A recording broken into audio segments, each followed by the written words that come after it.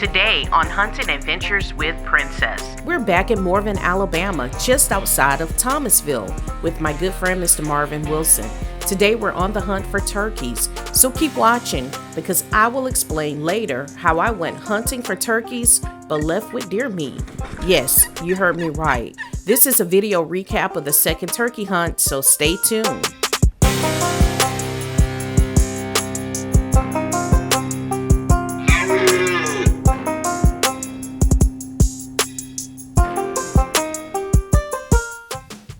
So we're headed back to Morvin, Alabama, looking for some big old toms. And I am with my good friend, Mr. Marvin Wilson, who is one of the funniest and most sweetest people you can meet. One day I will get him speaking on camera, talking about his over 50 years experience as a hunter and fisherman. So Mr. Marvin and his buddy recently shot some turkeys on this private property. Mr. Marvin said the owner told him he had over 20 turkeys recently on the land. So we decided to go there first and try our luck.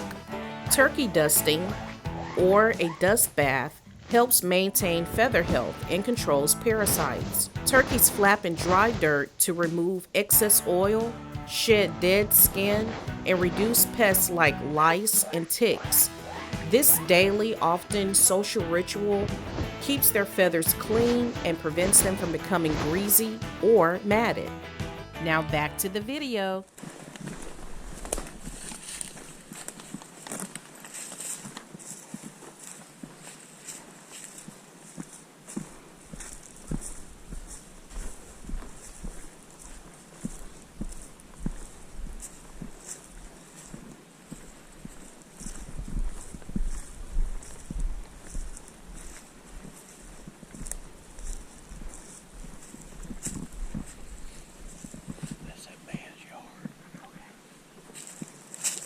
One of the things that I've learned about hunting is that it involves a lot of walking. Carrying over 20 pounds, rucking through the woods feels like a full body workout. I get fresh air, enjoy the sounds of birds, and take in the scenery while improving my cardiovascular health and lowering my blood sugar and A1C. By the time I get home, I'm completely exhausted and sleep better than ever. Hunting also provides fresh, natural meats without additives or preservatives, which is far more healthier than store-bought options. I'm in my mid-40s, and Mr. Marvin is in his 60s, and he can still outwalk me with ease. But I believe if I keep hunting by this time next year, not only would I lose more weight, but I will also take less meds, if any. So I'm completely excited about this new journey.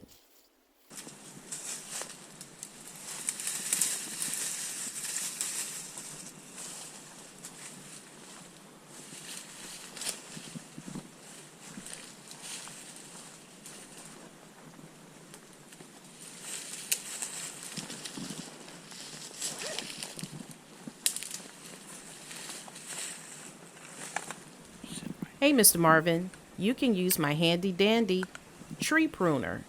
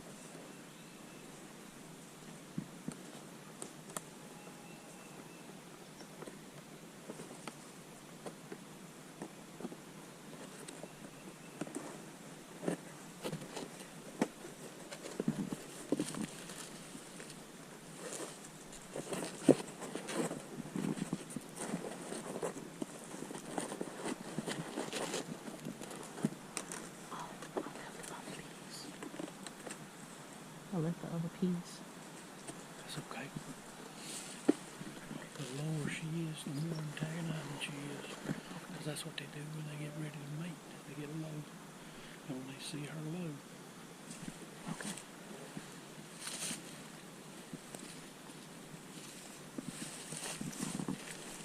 I must say, this was my first time using my Magellan outdoor men's turkey vest, and it was really clutch.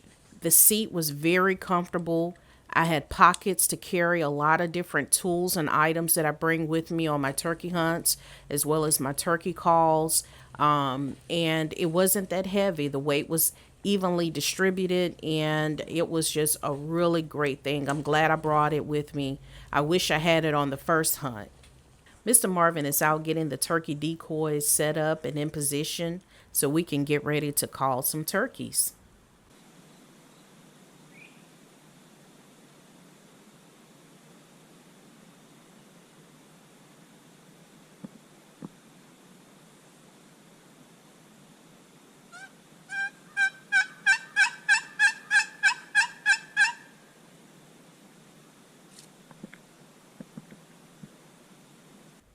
So Mr. Marvin has just started the first turkey call. We have the decoys in position. We are ready with rifles in hand, and something fell out the tree.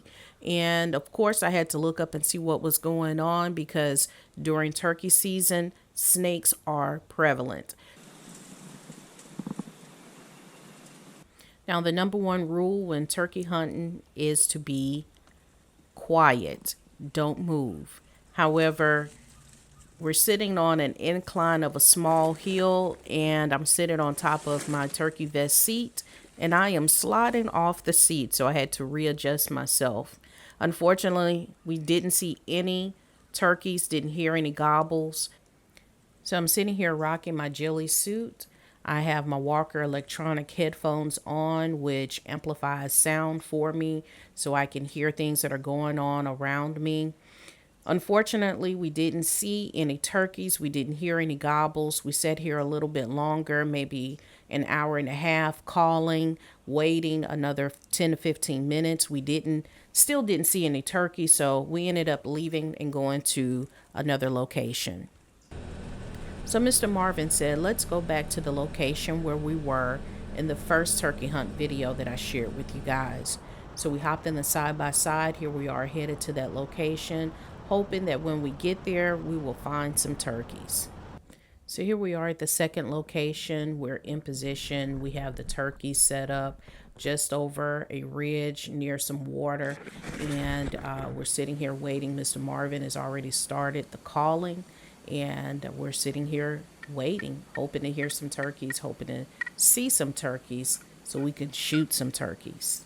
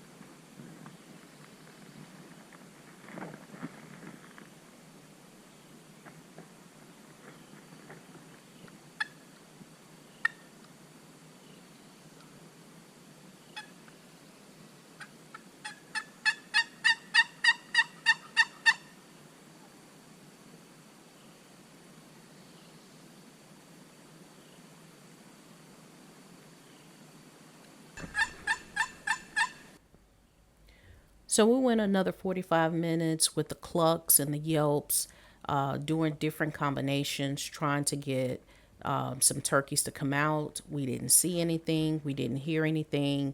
So we didn't stay at this location very long, maybe another 45 minutes. We ultimately ended up leaving, going to a different location where Mr. Marvin said that he has shot a turkey recently as well. So here we are at the third and last location. We were walking through the woods and we would hear things from time to time, stop and look, but we didn't see anything.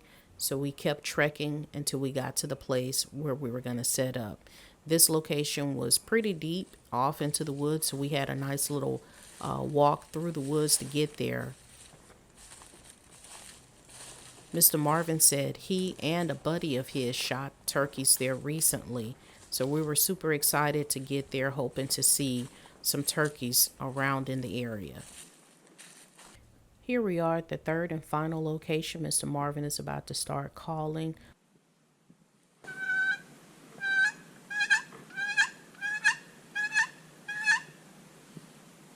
Hopefully we'll see some turkeys or hear some gobbles. You'll see that I have my night vision goggles hanging around my neck, which also serves as binoculars during the day, and they record what I see. So I'll share that footage with you as well, just some small little clips. Hope you enjoy. Just as I promised, here is some footage from that binocular that also serves as a night vision goggles. They are pretty cool. I'm actually shooting this through some branches, so you see the branches in the forefront that are blurry, but in the foreground you see that everything is very clear. It includes audio, so I may do a product review on these later on because I think that they are really cool. The only thing is it works better if you have a tripod. As you can see the video, although it's clear, you hear sound. It is a little shaky because my hands are not the most steadiest.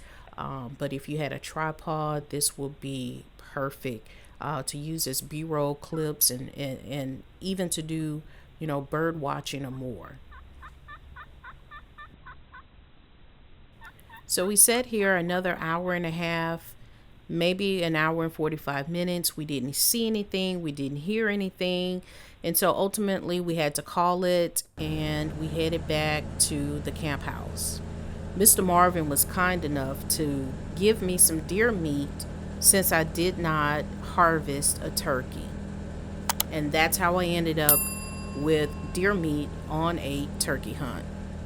And that's it for today's show. We hope that you've enjoyed. Please like, subscribe, and share Hunting Adventures with Princess. Thank you for watching.